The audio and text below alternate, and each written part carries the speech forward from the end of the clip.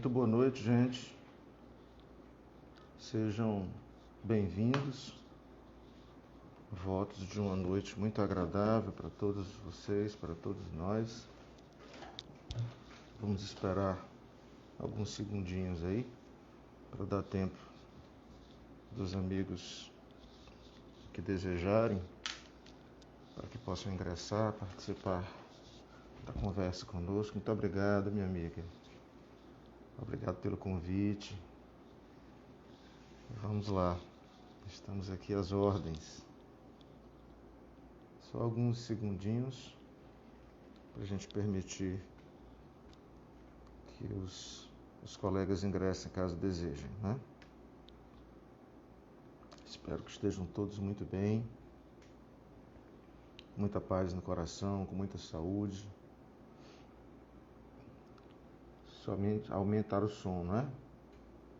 Vamos ver aqui como é que eu devo fazer isto.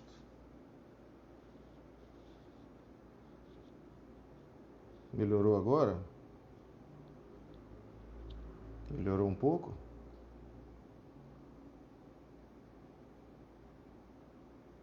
Espero que sim. Estou falando baixinho aqui, daqui a pouco a gente fala um pouco mais alto para quando a gente começar propriamente. Bem, vamos lá. Já se passam 2 minutos aí do nosso tempo. Nós sabemos que o Instagram tem as suas limitações de horário, então não vamos desperdiçar o nosso tempo. Queridos amigos, boa noite mais uma vez. Mais uma vez, muito obrigado ao Centro Espírita Nosso Lar, a toda a equipe, todos os irmãos do Centro Espírita Nosso Lar, em especial nossa irmã que nos formulou esse convite. Bem, pode ser que ainda continua baixo o som, minha amiga? Ou já melhorou um pouco mais? Pode ser que seja o meu próprio que está conectado aqui no fone de ouvido. Pode ser que seja um problema no próprio equipamento, né? Continua baixo o som? Se for o caso, eu posso tirar o fone de ouvido e utilizar a própria captação do celular normal, captação ambiental. O que você acha? Continua baixo o áudio? Me dê uma resposta aí, minha querida. Ainda continua baixo? Pois então espera um momento. Vamos tirar aqui o som do fone de ouvido. Será que agora está melhor? Agora está melhor? Melhorou um pouco? Testando. Alô, alô? Melhorou um pouco? Eu aumentei aqui, botei no máximo e estou utilizando a própria captação. Melhorou, né? Então, possivelmente é o próprio fone de ouvido que está com problemas. Muito bem, pois vamos lá. Que bom. Então vamos lá continuar. Como nós dizíamos, é hábito nosso sempre iniciarmos as nossas conversas agradecendo a Deus pela oportunidade de estarmos aqui mais uma vez para falarmos de Espiritismo, falarmos de Deus, falarmos de Jesus e, no caso da noite de hoje, especificamente falar da contribuição do Espiritismo para o progresso da humanidade. Tema muito relevante que nos induz a sérias reflexões, sempre oportunas, tanto mais oportunas quando se aproxima o final de um ano, que é sempre o encerramento de ciclo para iniciarmos um outro. São circunstâncias que nos convidam mais particularmente a reflexões, né? São momentos em que nós fazemos projetos para o ciclo que se iniciará. Então é bom a gente refletir sobre coisas transcendentais, coisas mais elevadas, tirar um pouco o pé do solo, voar um pouco espiritualmente, elevar um pouco a nossa mente para questões mais filosóficas, né? E que são tão importantes. E a gente, nessa nossa correria, desse nosso dia a dia, essa história que a gente tem de acordar já preocupado com as ocupações do dia, com o pagamento de contas, com obrigações do trabalho, obrigações com a família. Tudo isso é muito importante, mas não é suficiente. Ninguém vive somente do pão material. Então, é bom a gente refletir sobre essas questões de ordem mais transcendental, filosófica, religiosa. E é esse o nosso projeto aqui. Então, graças a Deus por esta oportunidade. Graças a Jesus Cristo. Muito obrigado, Mestre Jesus, por ser o guia desta humanidade que ainda padece tanto, mas que paulatinamente vai aprendendo a seguir os passos e os ensinamentos deixados por nosso inesquecível Mestre, o governador da terra, o nosso melhor amigo, Jesus Cristo. Gratidão à espiritualidade que está conosco neste momento, com cada um de nós. Muito obrigado. E obrigado mais uma vez ao Centro Espírita Nosso Lar, pela gentileza do convite, que nós sempre aceitamos, quando podemos aceitar, sempre fazemos com muita alegria, porque sabemos, estivemos diversas vezes já nessa casa abençoada, e nós sabemos do trabalho sério que é ali desenvolvido, trabalho de auxílio ao próximo, trabalho de esclarecimento, trabalho de levar o pão material e espiritual às pessoas mais necessitadas. Então, muito obrigado também, queridos, por esse convite que nos felicita muito. Então, nós estamos aqui com muita alegria, no intuito de servir da melhor maneira possível, em que pese as grandes limitações que nos particularizam. Vamos conversar. Já falei para vocês, o nosso tema é a contribuição do Espiritismo para o progresso, para o desenvolvimento da humanidade. E vamos começar fazendo uma leitura sobre o texto intitulado Progresso e Amor. É uma mensagem de Emmanuel, recebida por nosso inesquecível Chico Xavier, que diz o seguinte: grande é o avanço do progresso. Desculpa, repetindo. Grande é o avanço do progresso, maior será o amor que o ilumina. Grande é a inteligência dos que fabricam os pássaros metálicos que povoam os céus do mundo. Maior é a inteligência de quantos se utilizam deles para levantar a fraternidade entre os povos. Grande é a eficiência dos que produzem máquinas. Grande eficiência dos que produzem máquinas que eliminam as distâncias. Maior é o espírito de responsabilidade e entendimento daqueles que as dirigem, favorecendo a velocidade e a agilidade na vida comunitária. Grande é a força de quantos organizam as maravilhas da imprensa. Maior é o poder de todos aqueles que escrevem para instruir e reconfortar os irmãos em humanidade. Grande é o raciocínio daqueles que se dedicam às comunicações, sustentando a informação na vida. Eu já disse, maior é a bondade de quantos manejam os recursos em auxílio da educação entre as criaturas. Grande é a segurança dos que formaram o trator destinado a revolver facilmente o solo.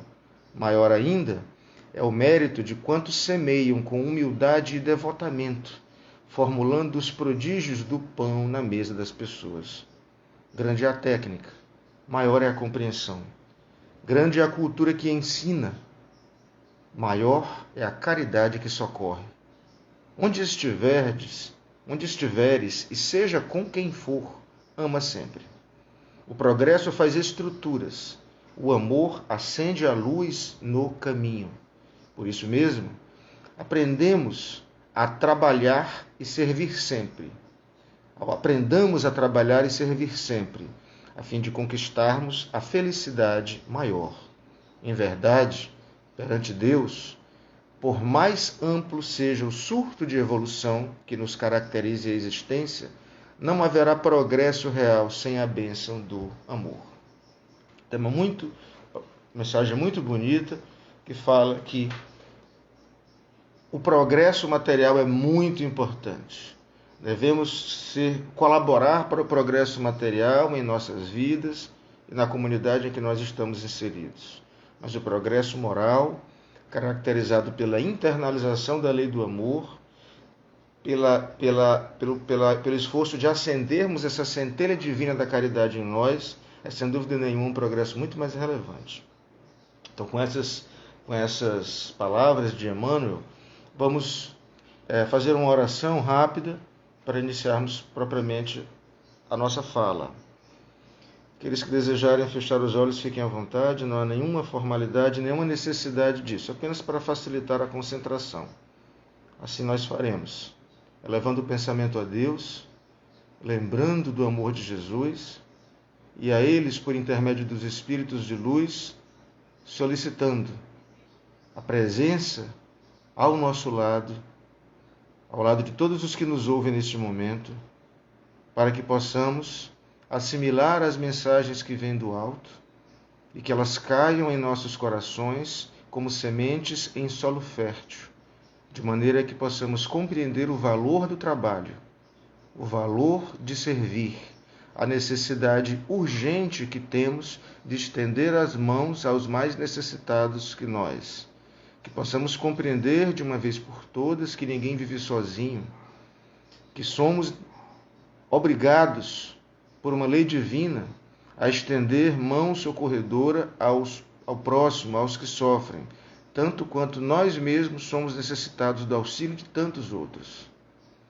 Que essa compreensão possa guiar a nossa vida, guiar os nossos pensamentos, nos dar paciência, conforto e resignação para enfrentarmos as tribulações da vida, que todos as possuímos, com mais paciência, com mais fé e com mais confiança na providência divina, que nunca, jamais nos desamparou, nos desampara ou nos desamparará. Jesus disse que estaria conosco para sempre. E essa é a mensagem do Espiritismo, a crença na imortalidade da alma e no socorro constante de Deus, de Jesus e dos Espíritos amigos que estão ao nosso lado neste momento, hoje e sempre, tanto quanto nós mereçamos. Com essas palavras, Jesus, rogamos o teu auxílio, tua proteção e tua permissão para iniciarmos a nossa conversa da noite de hoje, dando graças a Deus. Muito bem. Pessoal, progresso e espiritismo, ou qual o contributo do espiritismo para o desenvolvimento da humanidade. E eu queria começar essas reflexões compartilhando com vocês a resposta dada pelos Espíritos à questão 799 de O Livro dos Espíritos. O Livro dos Espíritos, para aqueles que ainda não sabem, são uma das cinco obras fundamentais da doutrina espírita, que são mensagens dos Espíritos encaminhadas por meio de diversos médiuns, pessoas dotadas de mediunidade, dessa capacidade de ouvir, ver, falar com os Espíritos. Então, são uma série de mensagens dadas pelos Espíritos a Allan Kardec e que constituem o fundamento de todo edifício que se ergue no Espiritismo. Então, tudo no Espiritismo tem por ponto de partida, a gente talvez não seja correto dizer ponto de partida, mas tem por alicerce os ensinamentos da espiritualidade sistematizados por Allan Kardec à luz da doutrina de Jesus, à luz dos Evangelhos. Então, no Livro dos Espíritos, que é uma dessas 5 principais obras do Espiritismo, na questão 799, Allan Kardec indaga da espiritualidade o seguinte: de que maneira pode o Espiritismo contribuir para o progresso? E olha a sabedoria da resposta da espiritualidade para nós. Dizem os Espíritos: o Espiritismo pode contribuir para o progresso destruindo, nome forte, né? Destruindo o materialismo, que é uma das chagas da sociedade. Ele faz com que os homens compreendam onde se encontram os seus verdadeiros interesses, deixando a vida futura de estar velada pela dúvida, ou seja, nos dá certeza na vida futura. Com essa certeza, o homem perceberá melhor que, por meio do presente, lhe é dado preparar o seu futuro, abolindo os prejuízos de seitas, castas e cores, Ensina aos homens a grande solidariedade que os há de unir como irmãos. Muito interessante isso. Sabe por que isso é interessante?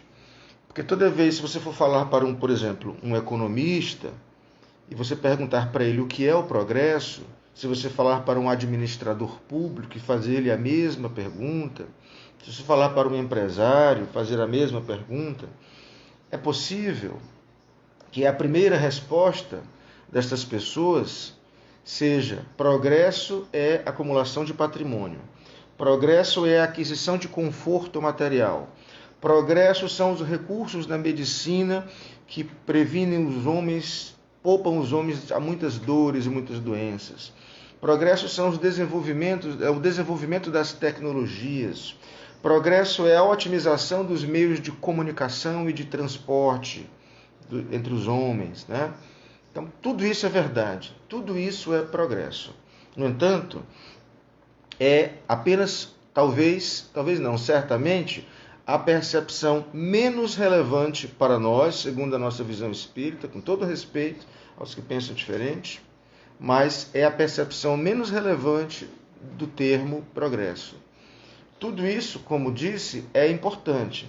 Os próprios espíritos nos dizem que nós devemos nos furtar a condição de sermos peso nas vidas das pessoas. Nós temos que, tanto quanto possível, sermos senhores das nossas capacidades de trabalho e exercitá-las em proveito nosso mesmo e em proveito do próximo. Então é importante tudo isso, o que os engenheiros, o que os empresários, o que os administradores, o que os economistas entendem como progresso. É lógico. Mas isto não é tudo. Na verdade, o progresso mais relevante à luz da doutrina espírita é efetivamente o progresso moral, o progresso espiritual. Por quê? Porque destruindo o materialismo, o espiritismo nos mostra que a vida futura é uma certeza. E que, portanto, como nós a todo momento constatamos que o corpo físico se desintegra, é que esta vida futura deve se manifestar de uma maneira espiritual. É que a vida futura existe na condição de espírito. É dizer ainda que o corpo é perecível, mas o espírito é imaterial. Compreendendo isto, o homem percebe, ou começa a perceber, onde é que se situam os seus verdadeiros interesses. Porque começa a pensar o seguinte: um homem que não crê na vida futura, que crê exclusivamente na matéria, no que é tangível, no que é palpável, ele pensa o seguinte, ou ele pode ser levado a pensar o seguinte, não é uma regra absoluta, mas ele pode ser levado a pensar o seguinte: por que melhorar-me moralmente? Por que fazer o bem das pessoas? Por que compartilhar o pão? Por que perdoar? Por que ser um pacificador? Por que assumir uma conduta moralmente mais aceitável perante mim mesmo, perante os outros e perante Deus? Já que Deus não existe e essa relação com os outros é uma relação meramente transitória, como tudo é transitório. Já que tudo é matéria, tudo é transitório. E o que se vê no mundo é a iniquidade vencedora. São os ricos, poderosos, muitas vezes adquirem essa posição subindo, maltratando as pessoas, subindo nos ombros das pessoas, utilizando-as como degraus para o seu próprio desenvolvimento, e nós percebemos muitas vezes essa conduta de iniquidade triunfar. E a gente pensa, poxa, então o que é que eu vou fazer? Já que tudo acaba aqui, já que a alma não existe, é uma ficção de pessoas tolas, então por que eu não vou ter essa mesma conduta? Não existe Deus, não existem consequências futuras para o meu ato, eu vou naturalmente participar de um ato de improbidade, de uma corrupção, eu vou naturalmente acabar com a vida de uma pessoa para que eu possa me dar bem, porque isso é que é importante.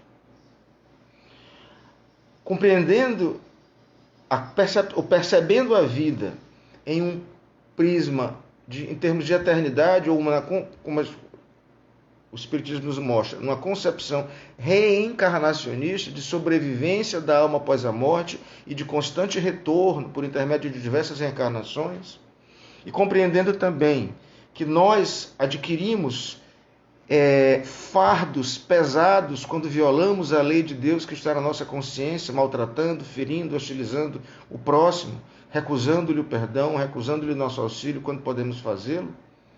Quando a gente percebe que isso futuramente terá consequências, o homem naturalmente começa a perceber, peraí, onde é que estão efetivamente os meus interesses?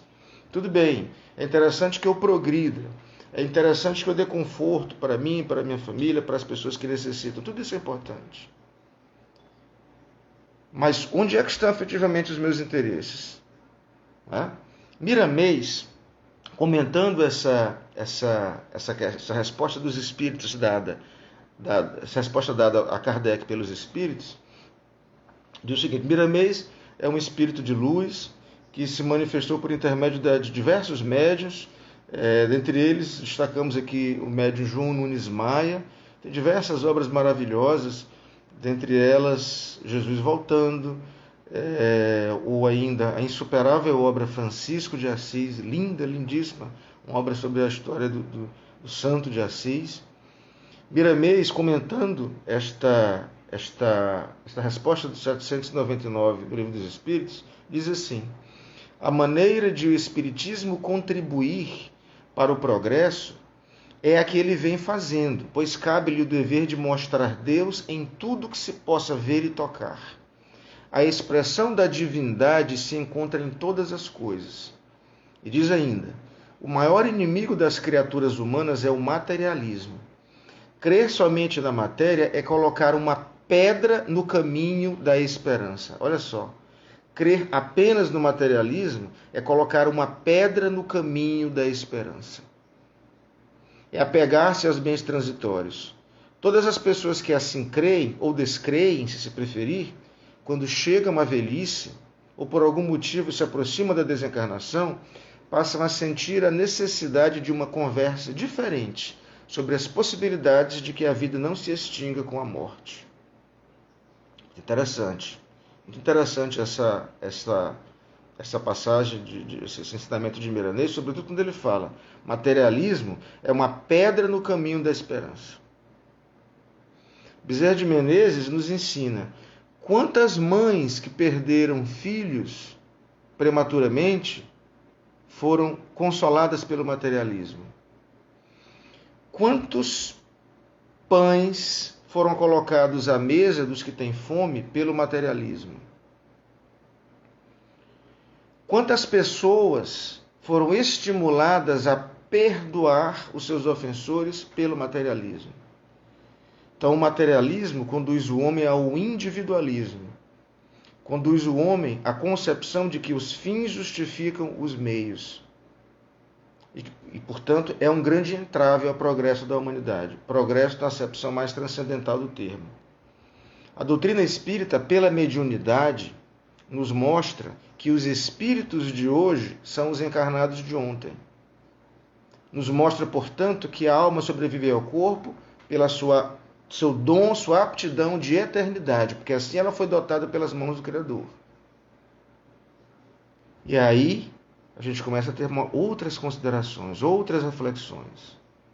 Aqueles que já tiveram a oportunidade de participar de uma sessão espírita, sessão mediúnica, em que o espírito se comunica por intermédio de um médium de incorporação, e ele às vezes se manifesta gritando, estertorando, ofendendo, xingando, ou gritando pedindo socorro devido ao sofrimento de que padece, de que está padecendo, e contando ali informações que ninguém dos presentes possuía, que a finalidade ali é auxiliar essas pessoas a promover a paz, promover o alívio.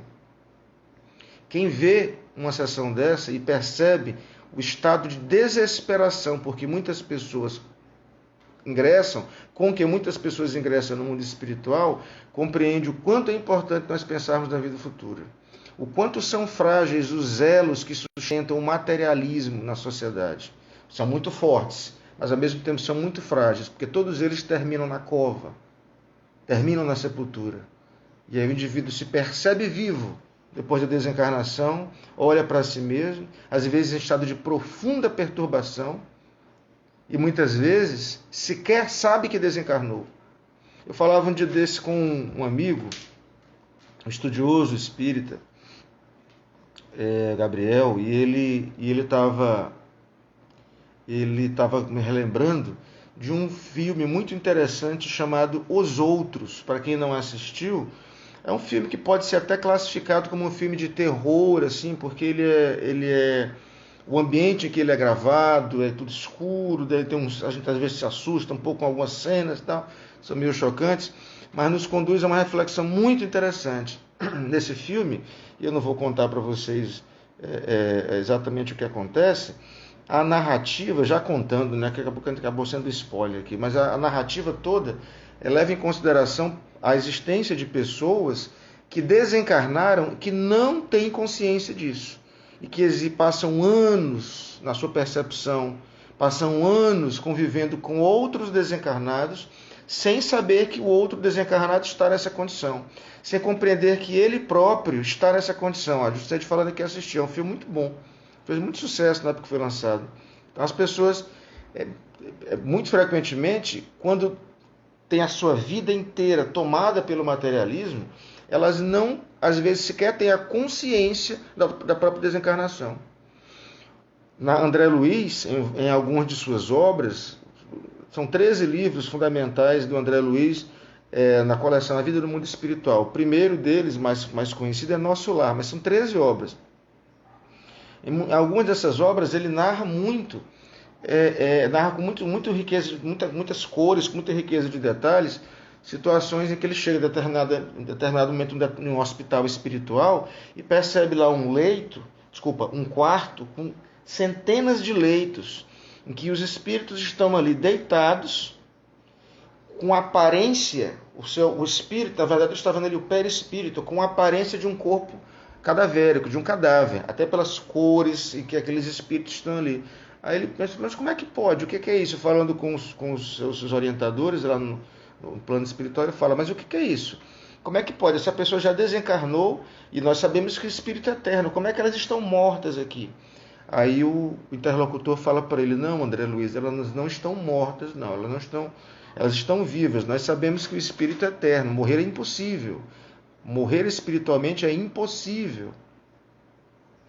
O que acontece é o seguinte, essas pessoas tiveram tanta compreensão, acreditaram tanto no materialismo, na inexistência da alma, da vida após a morte, ou em alguns casos até acreditaram, internalizaram com tanta verdade, com tanta força, a ideia de um juízo final em que a pessoa fica em estado letárgico até o dia da ressurreição do juízo final, que essas pessoas simplesmente, por um processo de autoindução, estão ali dormindo como se estivessem mortas.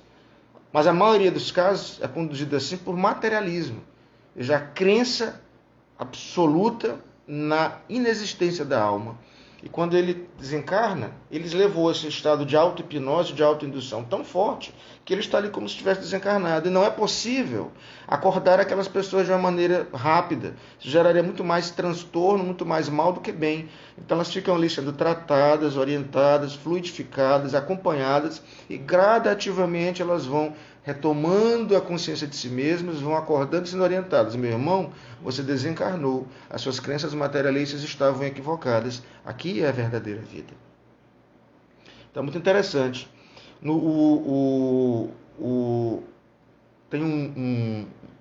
Isso, na verdade, isso é muito antigo. A gente sempre acredita pensar que foi o Espiritismo que trouxe a ideia da existência da alma. A gente vai estar equivocado e a gente vai estar falando uma inverdade. Religiões as mais diversas, multimilenares, acreditavam nisso. Os gregos, particularmente, começaram a sistematizar esse raciocínio. Platão, ele acreditava na dualidade psicofísica. O que era dualidade psicofísica? O homem é um ser dual, ele é ao mesmo tempo corpo e alma. Ele utilizava esse termo alma ou psique, do grego, que para o latim foi traduzido como ânima, ou seja, é a alma que anima, que dá vida, que dá movimento ao corpo, ou seja, o espírito ou a alma se vale do corpo para manifestar-se. Então, Platão já falava disso, já ensinava isso abertamente. Na verdade, antes de Platão, outros pensadores da antiguidade grega já tinham essa percepção. O que Platão fez foi avançar nesse raciocínio. Ele falava dessa dualidade psicofísica, que nós somos corpo e nós somos psique, nós somos ânima. E é isso que sobrevive, é isso que é eterno, é aí que se manifesta a inteligência do ser, a consciência do ser.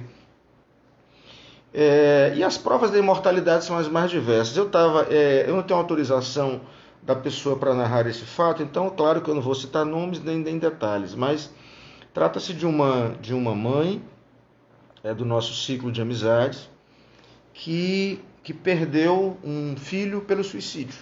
Era um jovem que se suicidou e, naturalmente, isso traz um sofrimento muito grande para a família, para todos os envolvidos nesse drama, né? Nós sabemos disso. É, inclusive, um tema muito delicado, que requer muito trato para nós abordarmos, né?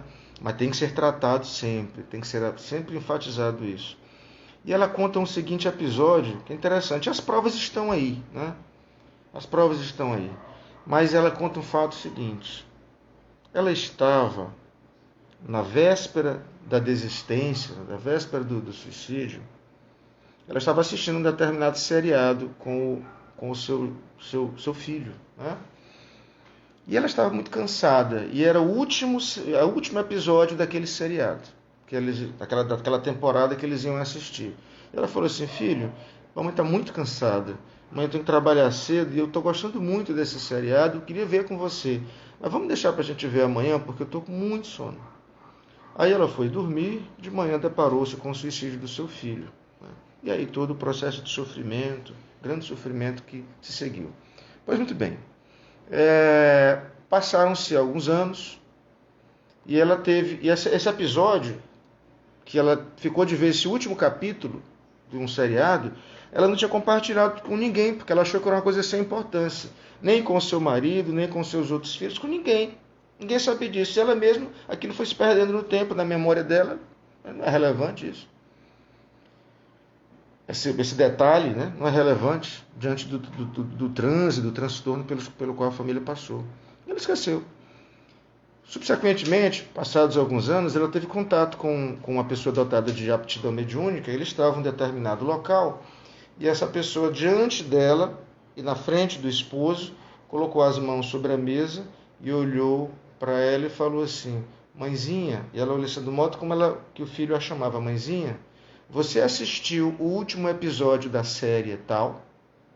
E ela olhou assim para a pessoa, ficou assim, estupefata, porque ela não havia compartilhado, como eu disse, nem com o esposo. Então, isso eu acredito que, diante de casos como esse, são diversos os exemplos que a gente poderia trazer para vocês, mas diante de situações como estas, não crer é preciso muita crença para não crer.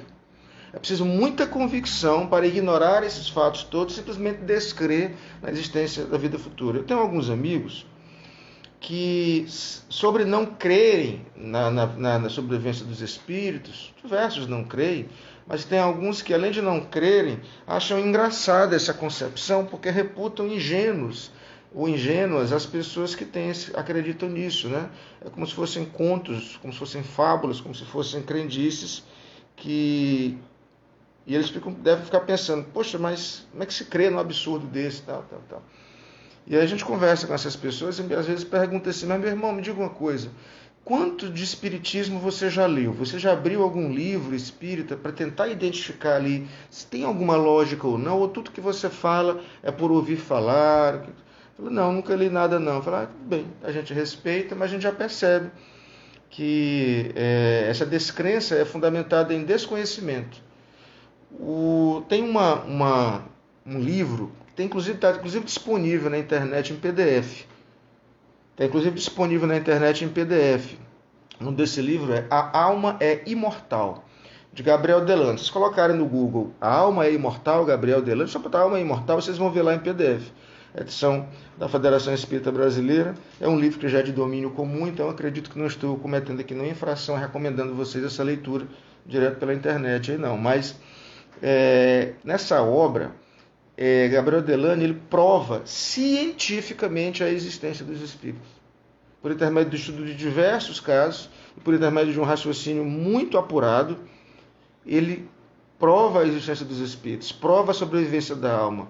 E aquilo representa, para aqueles que desejam efetivamente ler, um golpe profundo nas crenças materialistas. E Gabriel Delany diz assim, eu separei esse trecho aqui para falar para vocês, ó. Estes primeiros esboços, o livro que ele deu a publicação, esses primeiros esboços de uma fisiologia psicológica transcendental são o prenúncio de que o Espiritismo aparecerá qual realmente é a ciência do futuro. A ciência do futuro. E os descrentes riem dessa afirmação. Riem quando nós falamos que o Espiritismo é ciência, filosofia e religião. Eles entendem, a religião, tudo bem. É filosofia? Sim, porque trata a filosofia como algo igualmente metafísico. Mas ciência? Como é que é ciência? Onde é que você, qual é o laboratório que você vai me provar que isso existe? Bem, é um raciocínio muito primário este, porque um laboratório físico, ele é dado à prova de coisas físicas. Se você quer perscrutar, quer investigar a natureza essencial das coisas espirituais, você vai ter que se afastar um pouco dos laboratórios físicos, mas até mesmo fisicamente isso se manifesta. Porque são inúmeros os casos de materialização de objetos, de partes de corpos humanos, filmados, documentados. São inúmeros os casos de mediunidade de efeitos físicos que resultam na telecinese, que é o deslocamento de objetos à distância. São inúmeros os casos documentados pela ciência convencional de telepatia, de comunicação de pessoas mente a mente, portanto de espírito a espírito, porque é no espírito que se situa a mente, é a sede da consciência.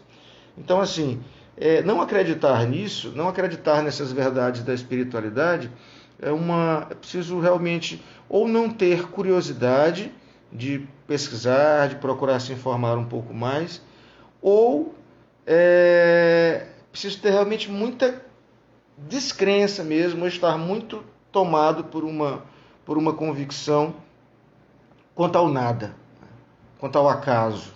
A vida é um acaso, nós somos uma consequência de um acidente biológico, de uma lei de evolução, e a lei de evolução é totalmente compatível com a ciência espírita,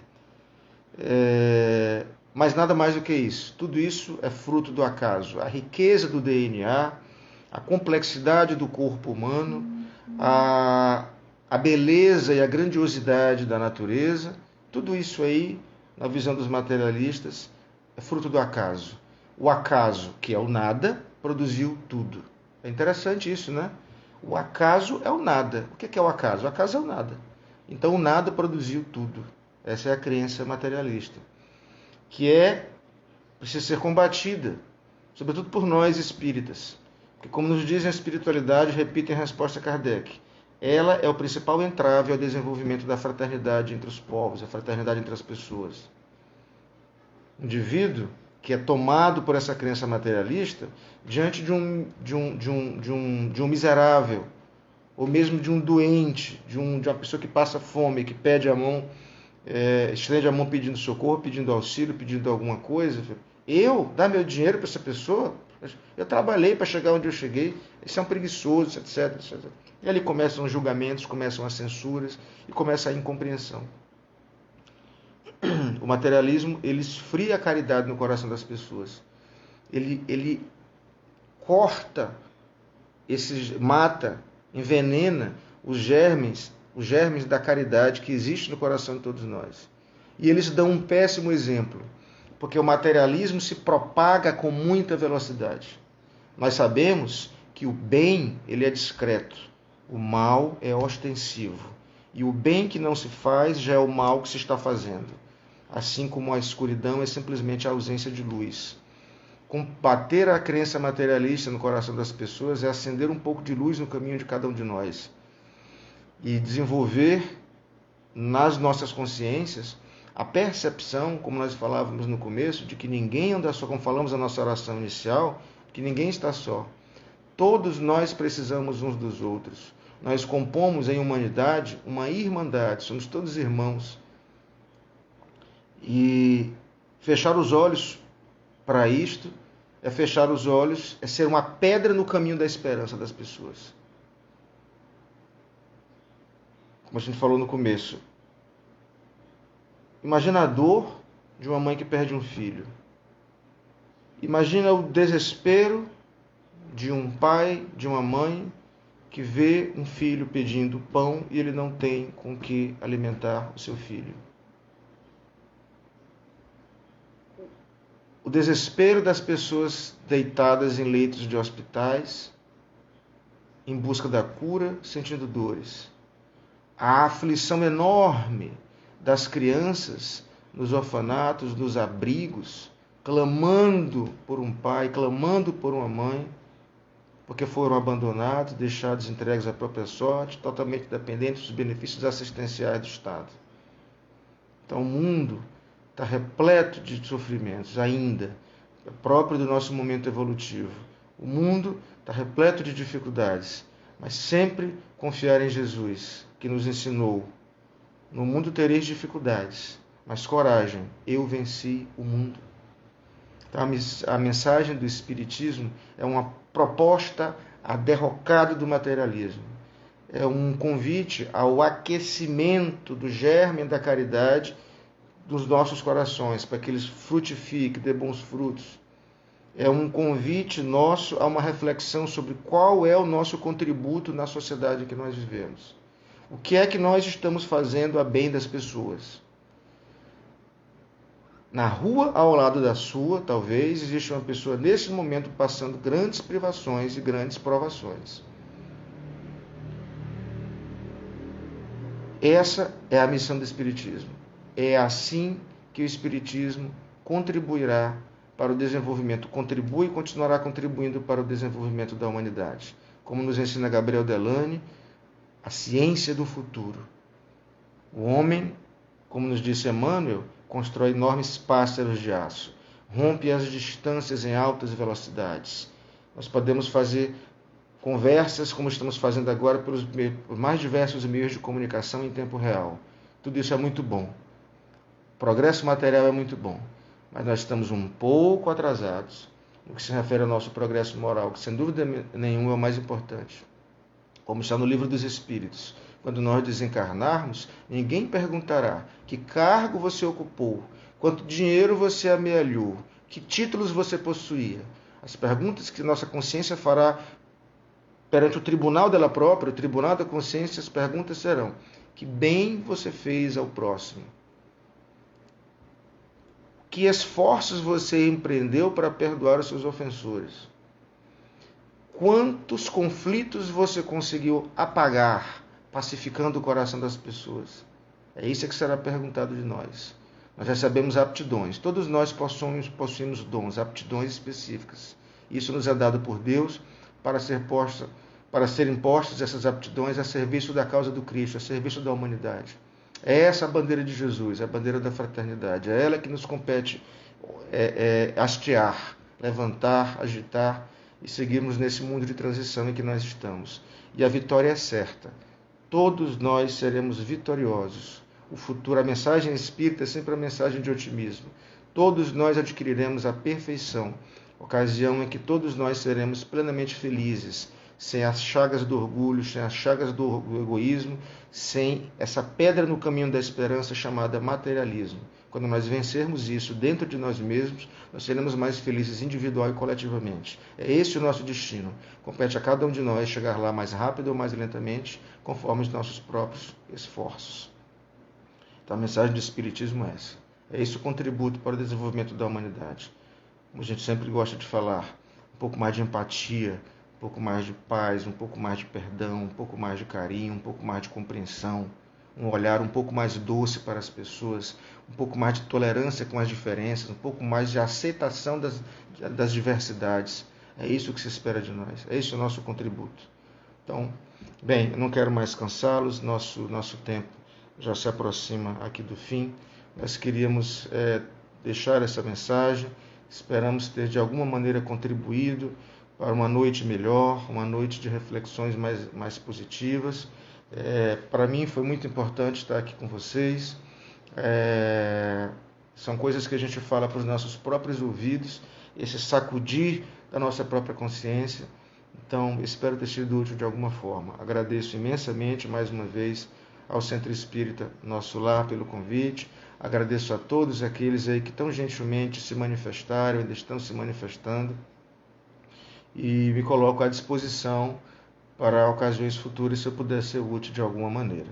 Então, a gente vai concluir, como é apto em tudo, se faz todas as atividades espíritas, a gente vai concluir fazendo aqui uma prece, rogando aos espíritos amigos que permaneçam conosco, que nos auxiliem na caminhada da vida, que nós possamos compreender a bênção e o valor do trabalho e que nós possamos estender a nossa mão às pessoas que necessitam de nós, que saibamos perdoar, saibamos ser mais complacentes, mais humildes, mais simples, descobrir beleza na simplicidade das coisas simples, realmente simples da vida, compreender o valor dos recursos materiais colocados à nossa disposição para o progresso da humanidade, e que possamos ser pessoas importantes uns para os outros, importantes no sentido de sermos aquela mão que se estende para curar as feridas, os braços que abraçam as pessoas em desespero e em angústias, as pernas que nos levam aos locais de desesperação e de sofrimento. Possamos assim, Jesus, cumprir o nosso papel, seguindo, tanto quanto possível, tanto quanto nos permitam as nossas imperfeições, que haveremos de vencê-las, possamos assim seguir o teu exemplo, de amarmos-nos uns aos outros e a Deus acima de todas as coisas. Com essas palavras, queridos amigos, pedimos a permissão para concluirmos os nossos trabalhos da noite de hoje, dando graças a Deus. Valeu, turma do bem, obrigado aí pelas manifestações de todos. Como dissemos, esperamos ter sido úteis de alguma maneira e muito obrigado, Centro Espírita Nosso Lar. A gente volta a se falar oportunamente. Boa noite, pessoal. Fiquem todos com Deus e aproveitando aqui, claro, para desejar Feliz Natal e um 2022 repleto de muita paz e muita alegria nos nossos corações. Alegria com consciência é o que a gente precisa. Abração, pessoal.